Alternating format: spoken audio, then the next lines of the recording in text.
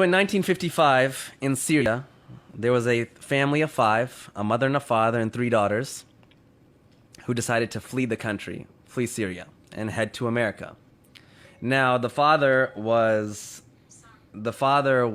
the wife and the three daughters, listen, I'm going to go to America, I'm going to go to California, I'm going to get everything set up, and then 3 weeks later, you and the three daughters come meet me in California. So the father flies to California, is getting everything set up. 3 weeks pass. The mother takes the three daughters, and they head, from Syria to America. Their first flight was from Syria all the way to New York City, where they had a layover. Now, when they landed in New York City, the customs said, hey, you guys are here new to America. You need to take all your hijabs off for the green card photo so that you guys can, stay in America. So the mother, being by herself, not really knowing the English language, is nervous and scared. She said, okay, she took the hijab off and took the photo, put it back on. Next oldest daughter did, second oldest daughter did. The third daughter, a 13-year-old girl named Hala Atik, said when it was her turn, hijab is part of my faith, and I don't want to take it off for this photo. And the security, they kind of went back and forth with her, and they said, well, listen, little girl, we'll send you back to Syria if you don't take your hijab off for this photo. And she said, I would rather go back to Syria. And this is a young 13-year-old girl who flew all the way from Syria to New York in a foreign country. They're in a foreign country. She should be scared. She doesn't know what's going on. She said, I would rather go back to Syria than stay in this country if you guys are going to take my religious, rights away. Security came, management came. They put her in a back room. They made each older sister go to her separately and talk to her. They had the mother go talk to her. Then the 13-year-old girl said, I don't care who you bring back here. I will not take my hijab off for this green card photo.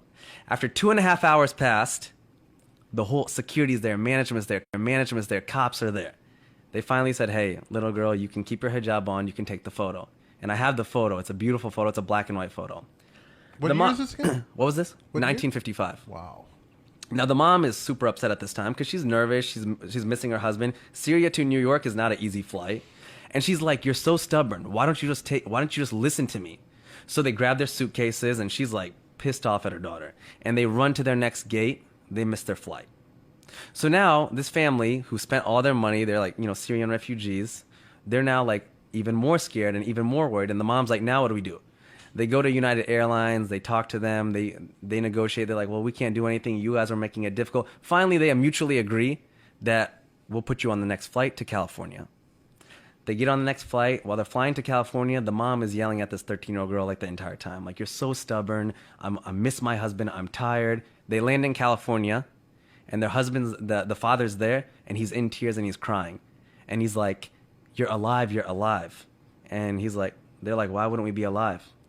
The flight that they were supposed to get on, American Airlines number 191, crashed, killing 295 people. It was the biggest crash in American Airlines history. Wow. And the young girl, Hala, 13-year-old Hala, looks up at her whole family and says, hijab saved our life. Wow. She was there in California. I'm having an event on September 8th. Hala was there. Hala's coming. She's now like, an old woman. She still wears hijab. I put this on my platform, Muslims of the World, about a year and a half ago. Over 40 million people ended up reading that story because it went viral. And out of that 40 million, when it went viral, about 10 people converted to Islam because of that story. And about 20 Muslim girls have messaged us and said that they've put on hijab because of this story. Wow. That is probably my most favorite story.